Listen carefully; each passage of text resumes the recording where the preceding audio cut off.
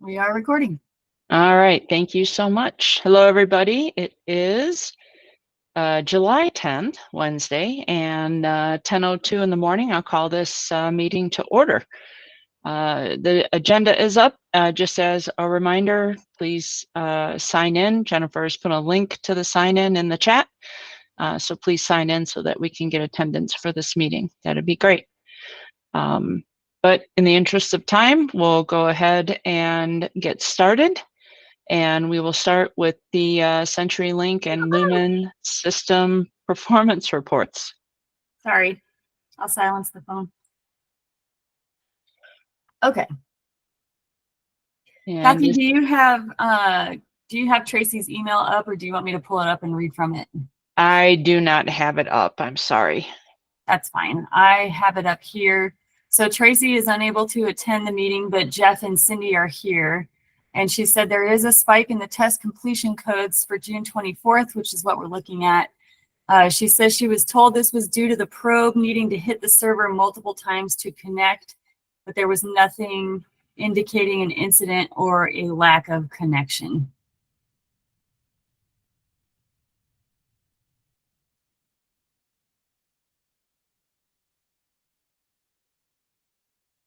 And that's all she had to say about this report. So I'll just scroll through them so you guys can see them.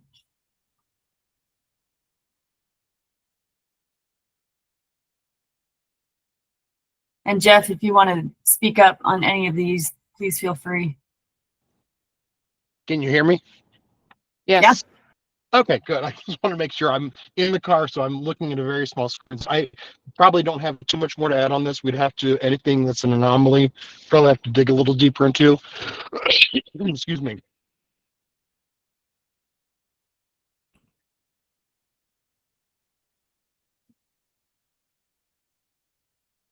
Jeff, are you still talking? I am not. No, I was looking at what's on there. Does anybody have any concerns or questions on those that's being shown, other than the one spike that was already addressed?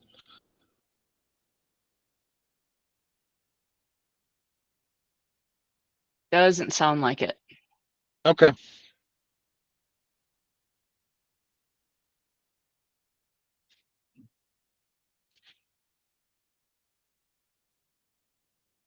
Okay, so we can move on. The next thing that we have is the presentation from Kathy Kendrick in regards to the billing that was discussed at the last meeting. So okay. Kathy, you should be able to present. See if I can present a window. There we go. I think I'm getting it. Okay. Can everyone see that big orange screen? Yes. Okay. Yes. Yeah, that's our new Lumen color. Go figure. So what I want to do today, after we had some questions and concerns from our last month's call, I just wanted to review with you your ESInet and ECAT's billing, what you have seen, what you are seeing, and what you will see. Hopefully we'll cover all of that. Let's see, how can I change slides? It's not changing slides there. All righty. There we go. I have to actually do my mouse. Okay. Changes at Lumen CenturyLink for our ESInet billing. As you know, all of your ESInet billing has been billing for a few years, and that billing system is CRIS. CRIS is a legacy LAC billing system for the old U.S. West territory. The company has an initiative to streamline as many systems as possible, and one of those streamlining processes is merging or migrating all of the accounts that are currently billing in CRIS to another billing system we have called Ensemble. Ensemble is a billing system, is a legacy LEC billing system for our old CenturyTel areas. Obviously, combining these systems are going to give us fewer billing systems to maintain and fewer invoices for the customer eventually. And although I hesitate to say that any LEC billing system is flexible, Ensemble is a little more flexible than CRIS, believe it or not. Now, most of you are also aware that we're in the middle of this ECATS implementation project. And when I created all of the new bands, billing account number, to bill the ECATS, all of those bands were established in Ensemble to just kind of miss the whole CRIS to Ensemble process. My intent was to then, as one project, migrate all of your existing CRIS to that new band that I created in Ensemble. Unfortunately, signals got crossed. I wasn't aware that they migrated those ESInet accounts to Ensemble without my involvement. So now each of you have or would have 2 new Ensemble bands, one for ECATS, one for ESInet. And as we know, the tariff requires that everything be billed on one invoice. Questions? Okay, move on to the next screen. Now, this is a screenshot of your old ESInet billing. This is what was billing in CRIS. You guys have seen this for years. You had a big long band billing account number with letters and numbers. You had one total, regardless of how many PSAPs you were billing, and that description for that billing was NG911 SIP sessions. The remit for that invoice is CenturyLink PO Box 9155 in Seattle. And this is the band, excuse me, that migrated to Ensemble on a new invoice.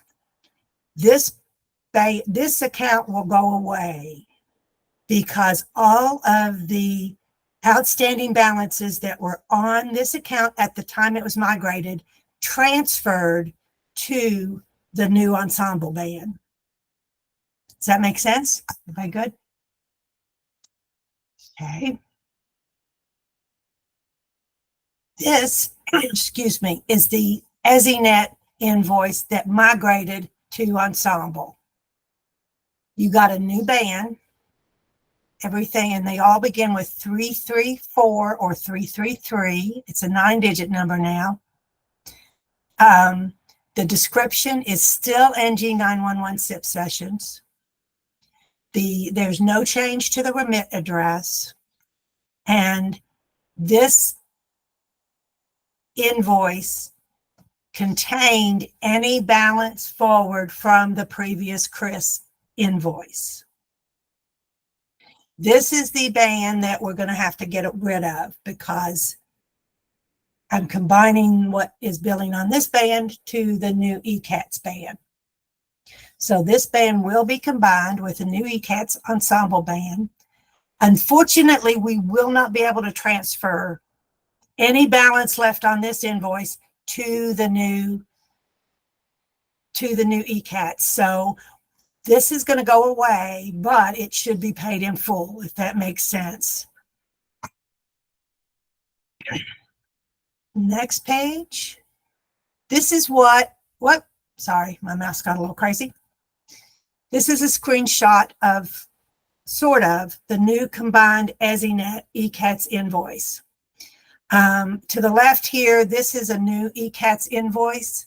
Not all of you have seen these invoices for ECATS, but everyone will be seeing them over the next 1 to 2 months. There's a different band from the ESInet, obviously, and all of the bands begin with 507, a 9-digit number that begins with 507.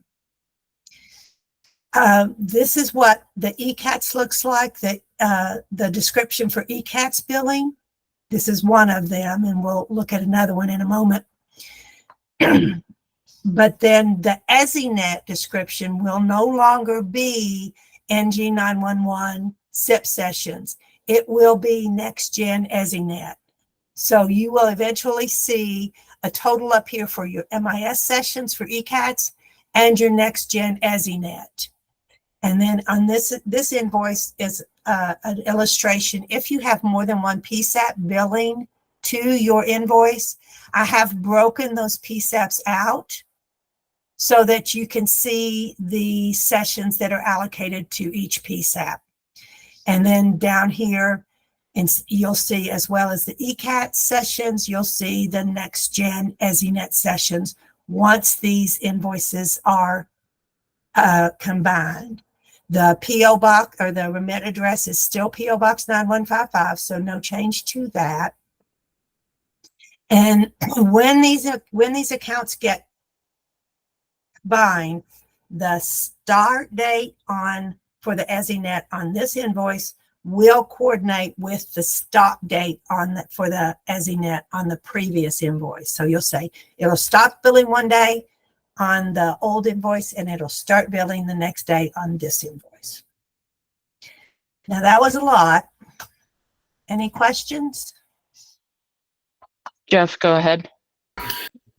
Yeah, I was wondering, it appeared that, when we transitioned to the new band for the ESInet, that our auto pay settings somehow transferred, and so my ACH I'm sorry, balance- Jeff. My volume is real low in my headset for some reason. Anybody Can else you hear me repeat okay? that? Can anybody else hear me okay, or is it my headset? I can hear you. Fine. Yeah, is this any better? I'm speaking up. Yeah, it's a little better, but you were fine before. I think it's Kathy's headset. I'm just wondering if the auto pay will continue to transfer, or if we're going to need to reset that up, or if you know. That's a great question. The auto pay, I believe, if I'm not mistaken, did transfer to the new ESInet. But since this is not an internal automated process for these combined invoices, you will need to reset that auto pay for the new invoice. Great, thank you.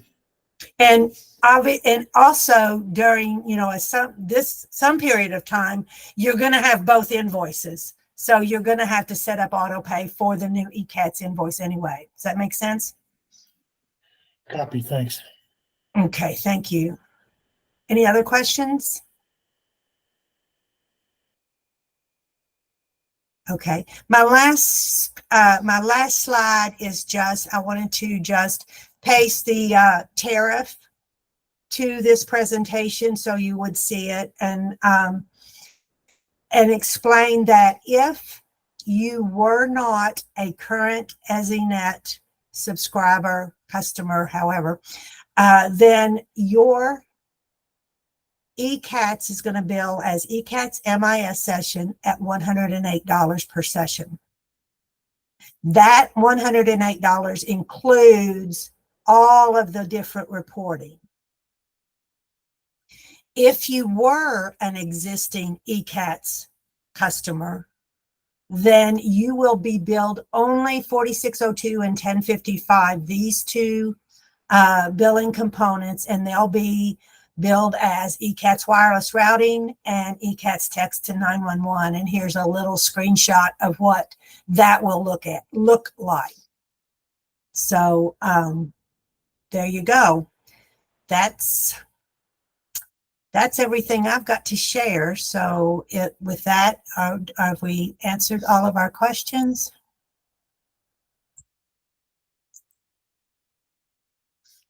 Not seeing any hands go up. Okay, great. All right. Thank you, Kathy K. You're very welcome. And if any questions come up as you get these invoices, then certainly please just reach out to me. I will stop sharing now. Jennifer, I'm going to send you this updated presentation because I did add just a little bit to it. So let me send this updated one to you before you share, or should I send it to Kathy? Both of us would be Okay. fine. Sounds Yeah. good. Thank you.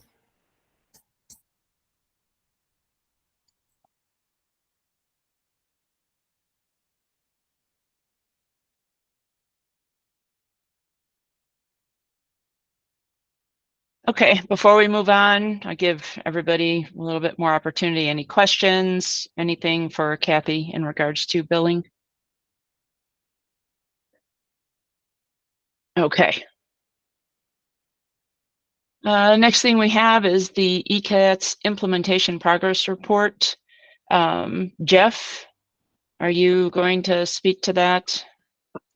I've got very little on that.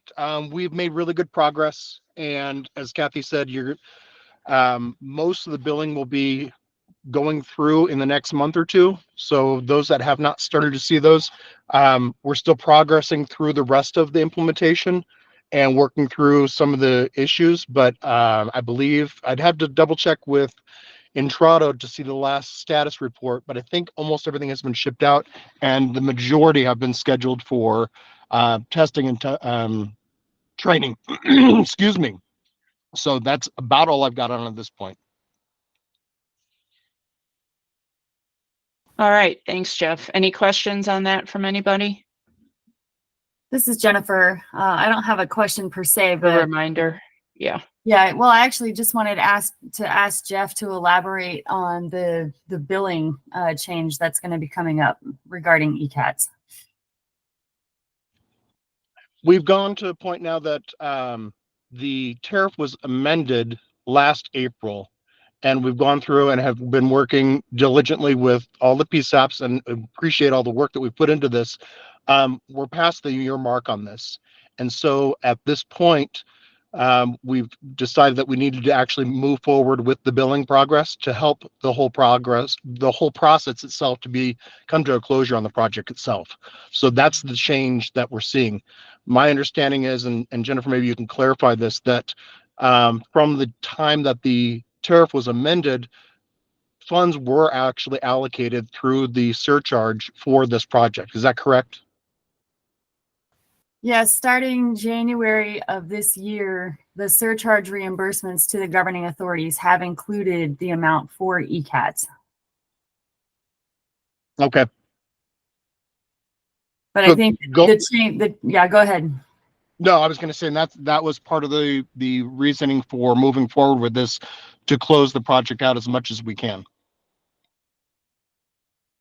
So even if you have not yet implemented ECATS, over the next couple of months, you're going to start seeing bills for it.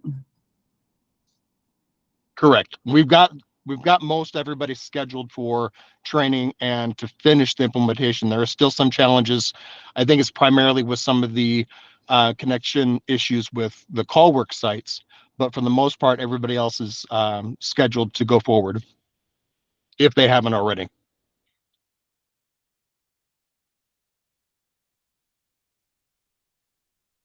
All right, sounds good.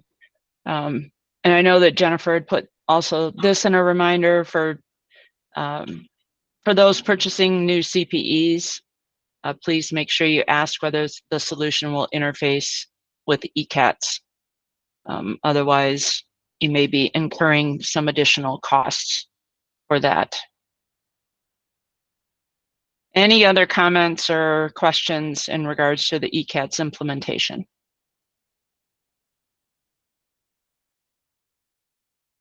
Okay.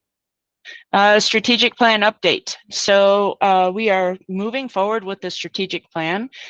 We met on Monday, which was the 8th, and we had what I felt was a very productive meeting. We have gone through, or continuing to go through, the current strategic plan and identifying what areas we want to keep, what areas we want to probably take out and make a reference document, and also what areas we want to look at as goals for the strategic plan. The committee that's working on this right now, I'm going to say thank you to everybody who's been on it for your dedication and the time that you're spending. This is going to be a really, really well put together document when we're done. And I think we're getting close. I think I want to say we're probably past the halfway point, but I don't want to jinx anything. So we did set up our next meeting. I don't remember the exact date, but I do believe it is after APCO. And then when we come back, we're going to be going through a large part of that document to review what we want to move or change into goals and how we want to handle the rest of the information that's in that document. That's where we are with that right now. Anybody have any questions, or those on the committee, if you want to add something that I may have missed, please feel free. But any questions?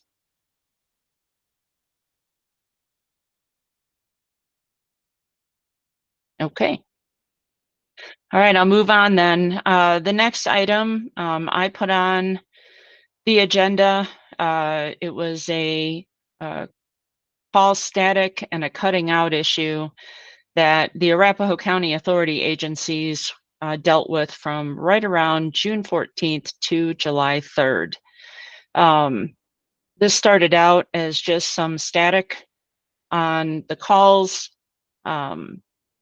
It wasn't just 911 calls, it also happened on some admin calls. Sometimes it was just on 911 calls, other times it was on both. So when we started this, it was just a little bit of static. We called the knock, got things started. The problem persisted and increased to the point where listening to some of the calls that were coming in, you could not understand or even talk to anybody who was on the line. A lot of the agencies, when they experienced this, they were hanging up and calling the person back directly because once we made an outgoing call, there was no problem with connection or audio being heard and understood. We wanted to determine exactly where this was happening. So Converge One is our vendor for our Viper. We had them run tests and do a packet sniff, and their determination was that the issue was occurring outside of the Viper system. As this moved along and became more intense on the calls, I reached out to Andrew Freevert to let him know that we were having this issue. And I think I copied Jeff on that as well when it first started. I am going to say I have to give, and I want to, but I have to give kudos to Andrew. He was fantastic to work with. He was right on it. I think there was only one time where he was in an area where he didn't have a signal, or it took him a little bit of time to get back to me, but he was excellent to work with and addressed the concerns and was working with us the entire time. Some of the disappointments that happened with this was, again, we were told to escalate this, so we called the escalation number, and of course we called them, and I'm sorry, I don't know for sure it was a Saturday or a Sunday. I think it was a Sunday. And so our technician from Converge One called them and told them that we needed to escalate this. This was affecting 911 calls.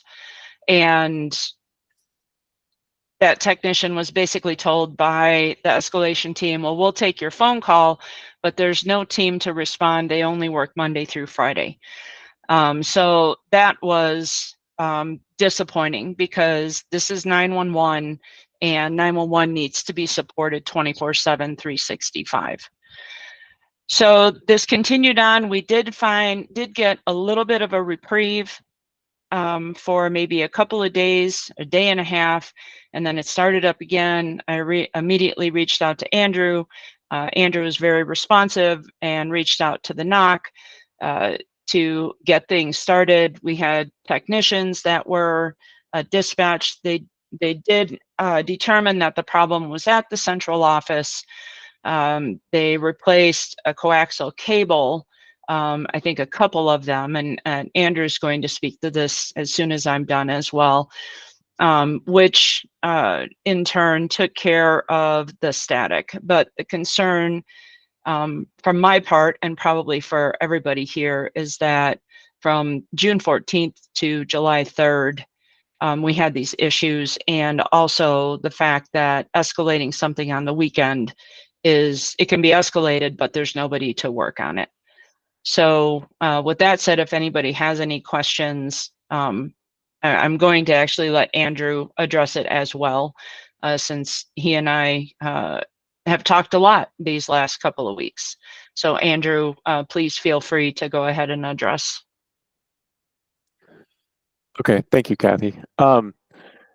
Yeah, so and there were multiple issues found and fixed at different times because of this issue.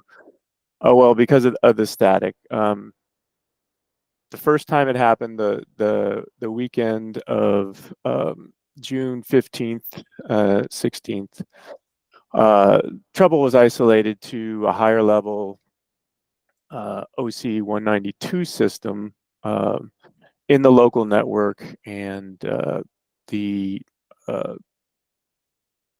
knock dispatched a technician and worked with them. They ended up what they described as cold restarting some hardware in the network a couple of times to clear the issue. And at that time, they ordered new cards for each end of that particular system to be replaced in the maintenance window. And Kathy, let me know if I'm going too far into the weeds. I don't know if you want me to, address. I was just trying to do a high level Yeah, that's fine. timeline. Yep. And then, I'll speak to a couple of the other things specifically too. So getting back, that OC 192 system that was identified, cold restarted, it seemed to get rid of the static for about a day, I think it was. The issue then came back the following week after that weekend. Once again, when we do this, from a high level, when an issue is reported, we do go through the steps to isolate it each time, and that's what we did. So that obviously takes a little bit of time because the ticket starts with the 911 knock when they see, as in this case, that the issue looked to be in the network, then they hand off to our national side. Our national side tests and isolates. And, it depends on if something is hard down. Sometimes sometimes I wish things, are down hard, even though it's more painful, because this was an intermittent static issue. And sometimes it only happened overnight. Sometimes it happened at multiple PSAPs. Sometimes it was just one or two of the PSAPs for the Arapahoe County 911 Authority. So there was, there were some odd circumstances to try and, determine where the issue was. So that's a challenge, we got to meet with every time. So, proper isolation on our side goes through a process. So the week of June 17th, it was the issue was again isolated to that system. The cards had arrived, and the local team went ahead and replaced the cards at each end. And this system, besides needing a change out of that hardware in each end, there was a working and protect. So those were done at different times. So they didn't have to be done in a maintenance window. They could just do one end and one side at a time working in protect. This was affecting other customers, not 911 customers, but other customers in the local area with data voice services. So it wasn't, this part was not just affecting Arapahoe County 911. And that work was completed. Sorry, I'm checking my notes just to get the right times.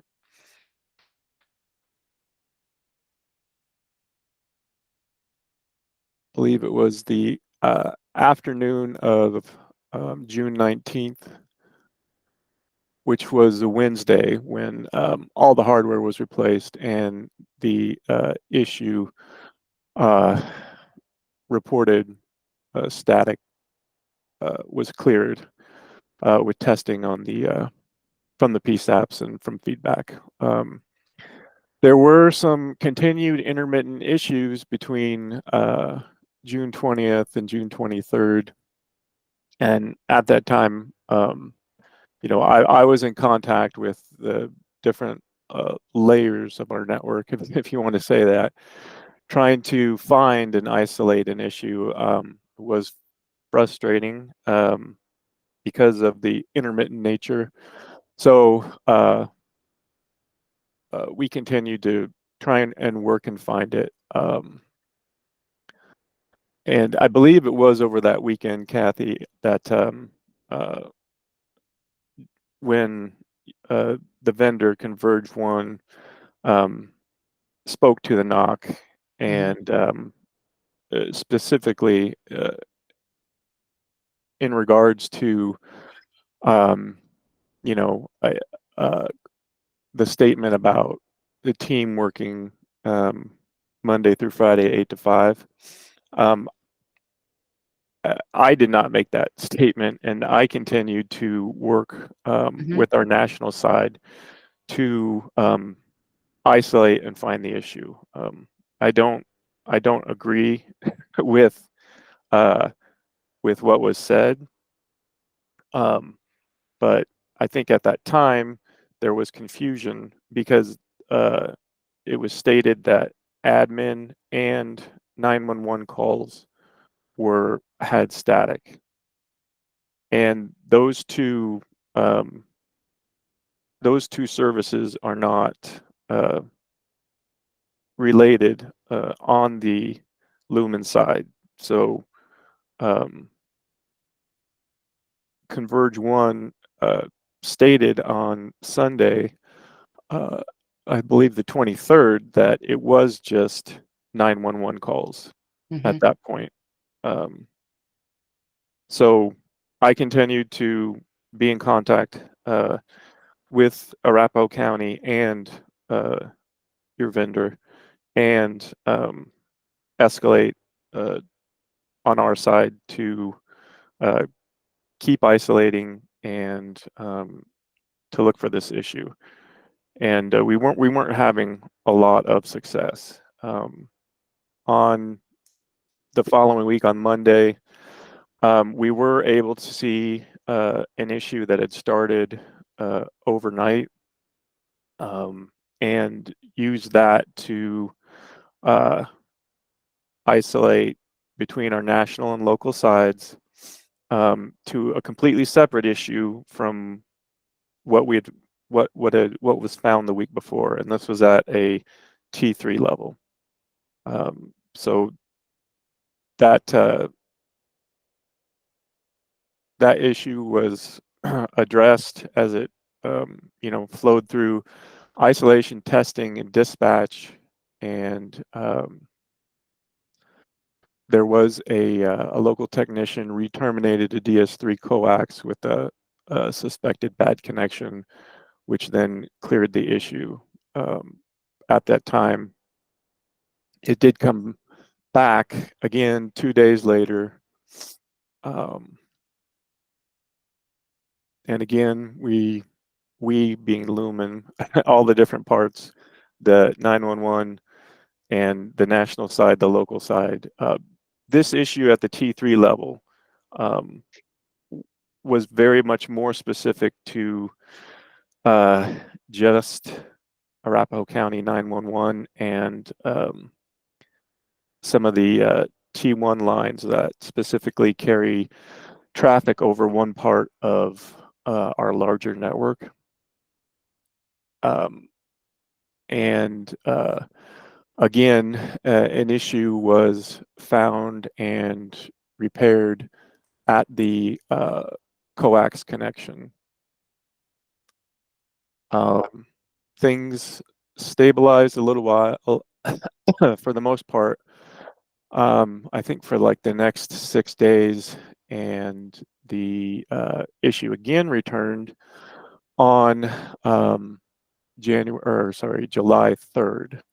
At that point, we went through all our layers of isolation, testing, and dispatching, and that's when the local technician replaced a coaxial cable to fully restore the service.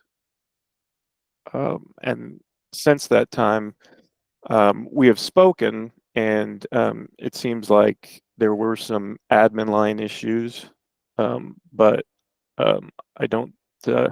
We didn't find any other. No, 911. the admin line issues were resolved with the rebooting of the Ames cards. So that was taken care of on that end. But Matt has had his hand up, so I'm gonna let Matt ask his question. Sorry to keep you waiting so long, Matt. No, no worries. I appreciate it. This is sounding very similar to an issue we've had at the Grand Junction PSAP. With our calls, it's been over VoIP, essentially, but not all VoIP calls. And our people are noticing that it seems to be more from the like OnStar, from vehicle communications and that type of thing. But there's a definite audible screech on some calls and not all. So I just found it interesting. This is very similar to something we've had. And Andrew, I was wondering if I might be able to reach out to you and kind of pick your brain a little bit. Oh yeah, absolutely, absolutely. I mean, the and like I said, the intermittent issues are sometimes some of the toughest to get to the bottom of. So I'm happy to help get that process going, and work with end user directly, and involve the different parts of our network to try and isolate to every end possible any call quality issues. Well, and I think I was able to, and thank you for the document you sent over, Andrew. I was able to look at that briefly, and I think just another concern that I have just hearing what happened is that here we are, it's the ESInet users group, we're moving forward, it's NG 911 technology. Everybody wants to move forward with this and get off old legacy systems, and then we find that the problem was a coax, which is I don't know for sure, like 1980s. I mean, that's been in place for quite some time. So that's a little concerning for me that, we're talking about moving forward and, getting us on these new systems, but then we're still hearing these things that are on the back end of Lumen or CenturyLink. And when is all that going to be updated so that we don't have these issues with this older technology? That's just a little concerning. Well, and oh, go ahead. I was going to say, I can touch on a little bit of that. Not really deep. This is Jeff Winkleman. Those connections that you're hearing about with the coax carry a lot more traffic. The overall plan is, once we move to what the has been submitted for the network improvement plan, moving to Ethernet will migrate away from some of that. That's just a higher level transport. That's just part of the industry itself. So I understand your concerns, but some of it, until we can get down the line a little bit further. I don't think we will see that go away completely. Excuse me. At some point we will, though. Okay, thanks, Jeff. Carl, go ahead. Yeah, and correct me if I'm wrong, but I think one of my biggest concerns from this takeaway is not the issue, but I mean that's a concern, but it's not being able to escalate this call over the weekend. Is that something that changed recently, that we could only do that, or has that been taken care of? I mean, CenturyLink was here yesterday, or Lumen, talking about them selling a new 911 system to us, and why would we buy a 911 system from Lumen if we can't escalate problems over the weekend? Here, here. And what does the tariff say about weekend service priority restoration?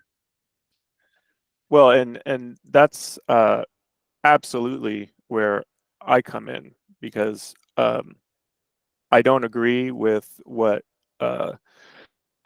one person in the knock stated. So again, that is not the Lumen position. And like I stated, I kept working, I kept escalating and kept working on this. So that is not a response that we will sit back and take, if you want to put it that way. That's not acceptable. We will always continue to work on an active issue. So Andrew, I'll add to that also, and Carl, to your point, everybody else that's on here, the distinction between the ESInet and what Arapahoe was dealing with, unfortunately, has been long going. It's something that I've dealt with back when I was a technician, to where the views excuse me, there's a dividing line, that there are some opinions that if it's a non-emergency line, it's just a regular business class and it's treated as such. And I've always taken the stance, and I'm sure Andrew does too, is that at any point, any service that's coming into a PSAP is considered emergency service. And we've been working hard, we, and I say we, our group, as far as public safety within Lumen, to try and get this mindset changed. The best way to avoid that on the PSAP side is for those non-911 services. So in this case, the ESInet. So anything that's a non-emergency line, the administrative line, however you want to classify it. If you don't already, TSP is one of the quickest ways to help with that whole process until we can get the mindset and processes changed. And if you need more information on the TSP, feel free to reach out. I can give you that information. Sure. Thanks, Jeff. Carl, go ahead. But how do we get this resolved, that we can't escalate an issue, or somebody saying that, because that's a problem I see, even if you guys are working on it? If someone was to tell you that, then that's where you reach out to me directly, because it simply isn't the case. And you're right. Sorry, go ahead. No. If you want to elaborate, Jeff, but that's not something, that that I will allow. We will always keep working on an issue, as I did in this case. I think, maybe that was a one-off, and the person who stated that just, wasn't aware of who was working on it at the time, and everything. So that is not the case. Yeah. Right. And part of that also, I think was, I don't know, remember the last time I brought this up, but they have new staff within the NOC. So when dealing with the NOC specifically, when you call into Lumen Public Safety Service NOC, if you come across situations like this, they have new staff and they increase quite a bit. But with that increase in staffing, there's a learning curve that takes quite a while. Sometimes, from what I've been told by the manager, 1 to 2 years potentially, because the level of information they have to be able to obtain. But I have been also told that if you come across a situation you're not getting the service that you need and you're not getting a resolution at the time that you want, to at that point ask for a senior technician or to have it escalated to a supervisor. To don't hesitate at all. But as Andrew's pointed out, reach out to him as well. You can try and reach out to me also, because it's not acceptable to say you can't escalate this. That's just not the answer that we're expecting at all. Yeah, and I was gonna say, this is Cindy. Call me. You guys you shouldn't have to worry about if you're not getting the response you need from the tech. If there's a training issue, we'll manage that in the background. That shouldn't be something you guys need to worry about. If you're not getting the support you need or the priority you need, reach out to me or Andrew. We'll jump in and manage that for you and make sure you're getting the service you deserve. And if you three wouldn't mind putting your contact info in the chat, that way everybody has it. And I got several people with their hands up. Brett, you're first. Go ahead.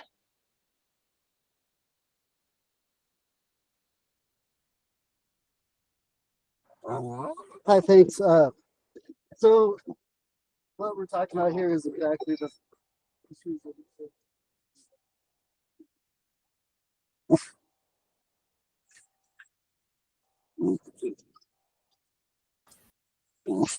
We're having a hard time hearing you, Brett. Or at least I am. talks to that. Yeah, Brett, you're cutting in and out very badly. Okay, thank you. Sorry, I'll go inside if you want to move on to someone else. Okay, yeah, you go inside. Amber, you were next. We too are having experiences with admin calls not being a priority. A lot of our calls for medical alarms, well, all of our calls for medical alarms do come across our admin lines. And we've had issues in the past as well, just here recently. But more so, I think my biggest concern is we need to send EMS to those calls immediately. And by Lumen putting everybody back on the back burner, saying this has to wait over the weekend, I think that is a huge liability for all of us. And, you know, I'd like some contact information as far as what we need to do to make sure that these calls get prioritized when we call out and say we need help.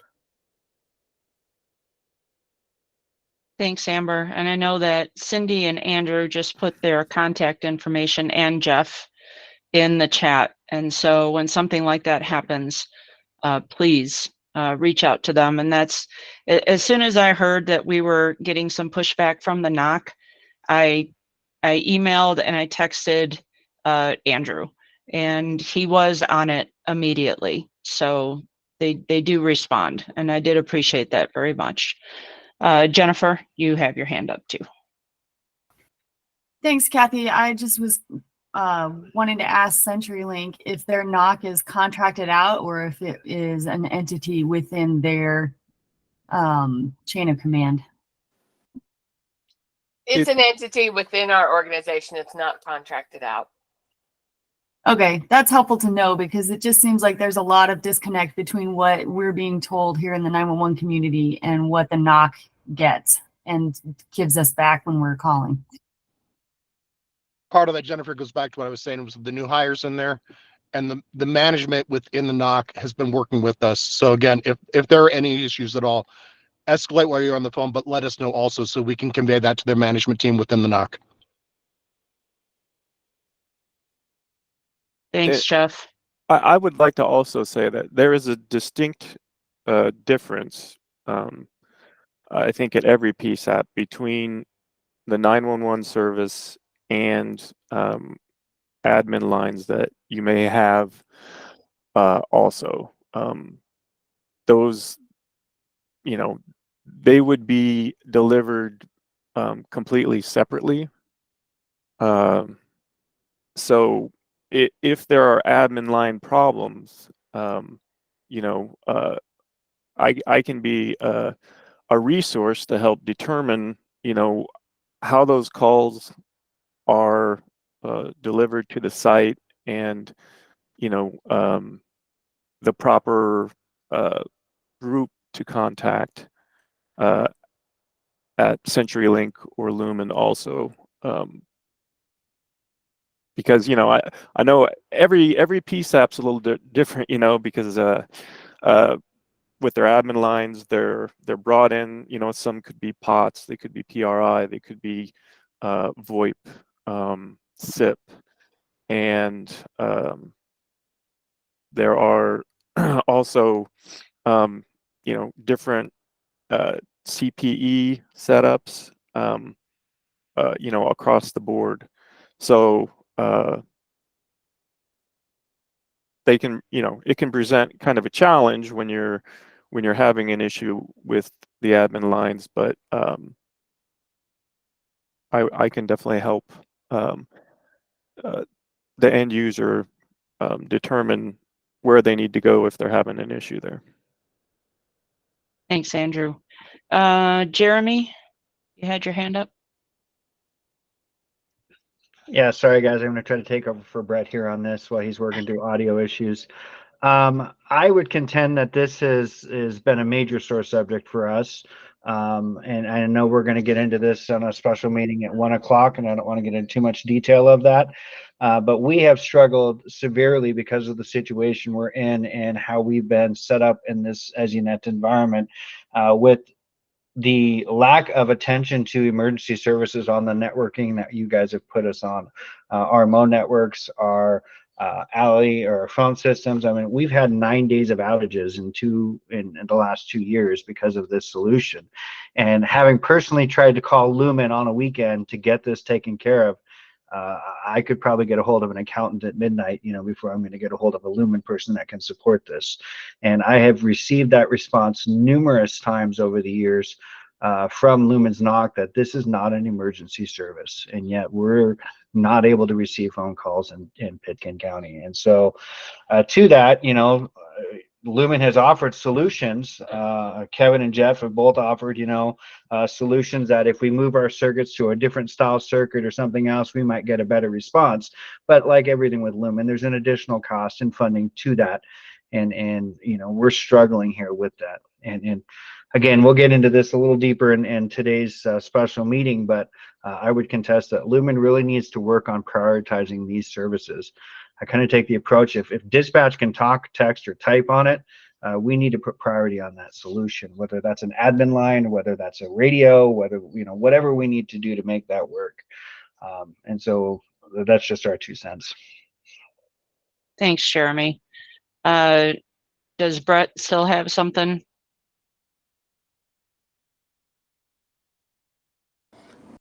Jeremy said it all. Thanks.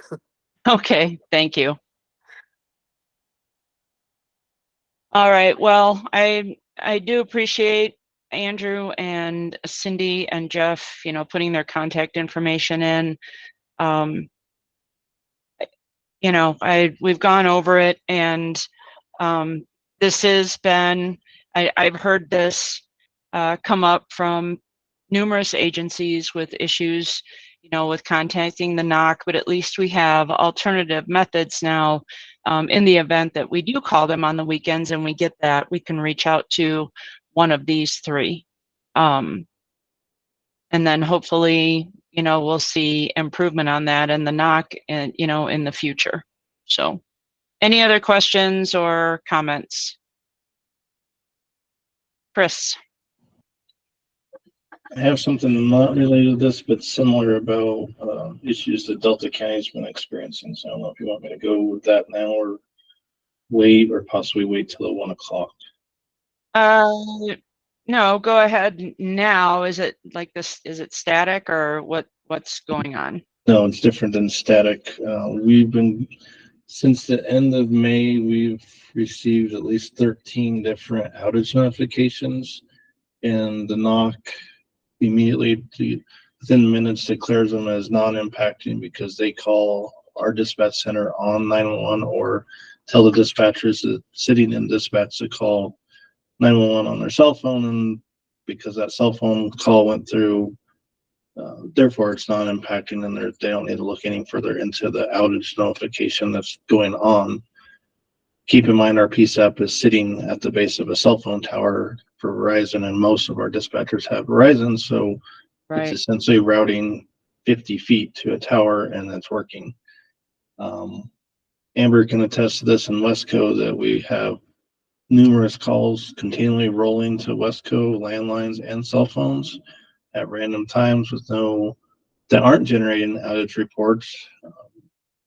Our dispatch supervisor and I keep getting these notifications, and it doesn't seem like anyone at Lumen, other than the local technician, is looking into it. We also have been experiencing issues where people are calling 911 and it rings continuously. It doesn't go anywhere. It doesn't roll over to Westco, it doesn't roll to Grand Junction. It just rings continuously and they hang up. We've had people get busy signals when they call 911. And when we call to knock, we get told it's not a Lumen problem. It's either an Trado issue, a T-Mobile issue, or a Spectrum issue, and they call them. We had 3 calls at the end of June on the 29th, early in the morning, where people were calling 911 and it was ringing continuously. One of those was found out to be a routing issue with T-Mobile because it was an elderly gentleman having a heart attack and he just kept dialing 911 repeatedly, so it confused the system. So that one was kind of a unique situation, but out of abundance of caution, we issued a county-wide emergency alert that 911 was out, and the knock was denying that they had any issues when people were getting, basically 911 was not connecting, and we had no way of knowing if 911 was working, so we had to tell everyone in the whole PSAP area that they can't rely on 911 and the call our non-emergency line. I found out earlier this week that our dispatch supervisor followed up with the knock and was told that they just closed the ticket, didn't even look into it. So just adding on to this theme of not getting any follow through from Lumen on issues, and we're kind of left in the dark. I think I'm an emergency manager. I help run the authority here for collecting 911 surcharges and stuff. I'm not in dispatch all the time. I work across the street. But 13, at least, that I've tracked outages, there seems to be patterns of these on Friday nights. Looks to me like there's some system failing and nobody seems to want to look into anything. So that's my frustration. All right, thank you for bringing that up. Andrew or Jeff, can he reach out and talk to you? Yeah, absolutely, Chris. And so I would say the most helpful thing in these circumstances is if there's an incident and you open up a ticket with a knock, if you can send me that information and just hopefully it's included on the ticket. But I think the most, in my experience, the most helpful thing for the knock and anyone else who might be looking into the issue is the failed call examples. So if that information's available, or whatever part of that information is available, a calling from number, the exact time, the experience that the call had, to the best of your knowledge, will help. And and yeah, if you can let me know when an incident like that happens, then I can work with and follow up, track or push the issue to help move it along and keep it alive. My understanding is our dispatch supervisor has provided that information to the knock, and that's when they just said, well, we cannot find anything, so we just closed it without looking into it. And that was some frustration. I know I had emailed Jeff about this several times. I never heard back from Jeff, but I had forgotten about your contact information, Andrew. So I can forward stuff to you, reach out to you, see if we can get some answer to this, because it seems like we have an issue going on before we have a complete failure. Yes. Yeah, please, include me in what you have, and so we can look at the specific examples, and that's really the way that that I operate is, just got to take it, one by one, dig through the nitty gritty of it, and spend the time and effort to flesh it out as much as possible. So yeah, you've got my contact info there, so please send me anything that you've had recently and include me in anything new, and I'll work with you guys to keep it to keep engaged and make sure that we're doing everything on our end. Thanks, Andrew. I'm just going to mention, I know we are past 11 o'clock. I apologize. Got a couple more people with their hands up. Kimberly, you're first. So I know we're out of time, and I'll make this short. Just one piece of it is all of this stuff is appreciated from the 911 community that's talking about it. And I think we have to continue to talk about it. And I really hope that PUC staff that's on the call is hearing this, because the ESInet is under their regulatory authority to enforce compliance in performance. And obviously we have concerns, and I have great concerns. The second issue I wanted to bring up, Kathy, I'm not sure how it didn't make it on the agenda, so I apologize if I failed to communicate, but just we can talk about it in our next month's meeting. All of our 911 Camatrons are dialable and connected into our PSAPs still. And that is very concerning and creating quite the spam call issue. It's not just one for troubleshooting purposes. It is all 48 of my 911 subsessions. Those Camatrons are still dialable, and it has created such a spam call situation at our PSAPs, almost to a denial of service situation for one of my PSAPs. We are working with CenturyLink, and Cindy, great to hear your voice again. Glad you're back on the project, but we were working with CenturyLink to get those disconnected. I've asked them to provide in writing that those ESInet Camatrons that are connected are not serving any other purpose in the ESInet deployment.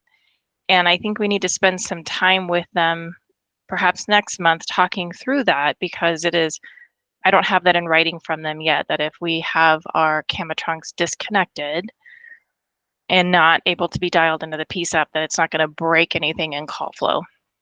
So again, just another piece of everything we're talking about in this meeting that is concerning, that I think we need to spend some time talking through.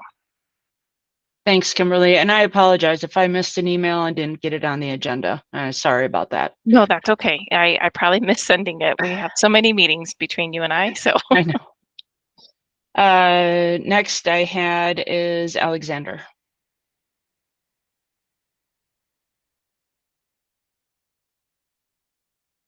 Sorry, I was muted there.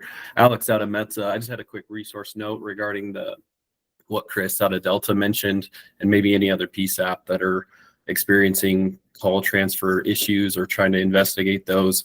A resource I found very useful in support of Wesco is the Intrado user portal. There's a advanced 911 portal where you can look up call specifics. You can see the nature of a call, if it was alternate routed, how long it rang over at its original PSAP before transferred, or if it rang at all there first.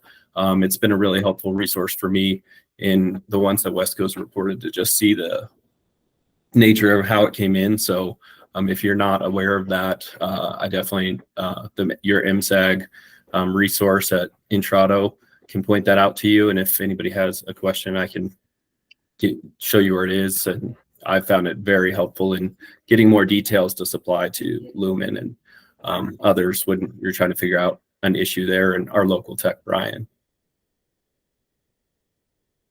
All right, thanks. Jennifer? Thanks, Kathy. And just to kind of follow up with Kimberly's point, I want to remind the CenturyLink folks on this call that we have had an issues tracker on this meeting for several years now, and issues with the NOC is an issue that's going back a very long time.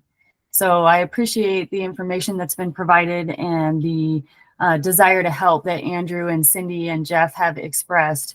But this is an ongoing issue, and I'm not sure that it can be wholly attributed to new NOC personnel when that's been on the issues tracker for over a year. So just something to keep in mind. Thanks, Jennifer. I'm just wanted to mention this, the next thing that I had underneath number 7 is over the, I don't know if it was the weekend, the last couple of days, we had a data circuit that was running slow. And through some calls with the NOC and conversations with Andrew, we found that there's a different number to call if you have a circuit that's a data circuit, not necessarily voice. It's the IP NOC number. And so I put that out here for everybody to be able to write down. I did look on the contact information that was provided to us a while ago, and I did not see this number on it, but I think everybody needs to know that, because if you call for a voice circuit, they're not gonna know. If you have if that circuit number, they're gonna say that's not a voice circuit. And so if it's a data circuit, then you need to contact this number, that 877 number. And I wanted to put that out for everybody to have it. So our alley circuits? I mean, what circuit was running slow that? A CAD. Oh, okay. Yeah. So not so much in our 911 deployment. No. Okay. All right. Thanks. Yes. So non-voice, non-voice. Yes. Okay, thanks. Yep. Sorry, you guys, I should have said that. That's the same number we use for our Mo connection as well. So okay. Same kind of circuit. Thanks, Jeremy. All right, next thing I have is public comment. Any non-voting members are welcome to provide comments. So do we have any comments? Questions? Not seeing any raised hands. And then Jennifer just put something in the chat. So that is the link to the ESInet users group page. If you go to that link, you'll see not only the YouTube channel, so you can watch this later, but it also has the materials. Oh, sorry, that was actually the task force page, but it'll also have the materials for this call, including the slides that were requested earlier. Here's the ESInet users group specific task specific page. So if you scroll down that, you'll see the committee documents and you'll see the meetings there. And if you click into the meetings, it has the agenda and the quality of service reports that's provided by CenturyLink, and it also has today's slide presentation. Thanks, Jennifer. All right, with that said, we're 10 minutes over. Following is going to be adjournment. So this meeting is adjourned at 11:10. Thank you very much, everybody. And I'm sure I will talk to some of you around 1 o'clock this afternoon. Thank you. Take care, everyone. Thanks, Kathy and everyone. Thank you.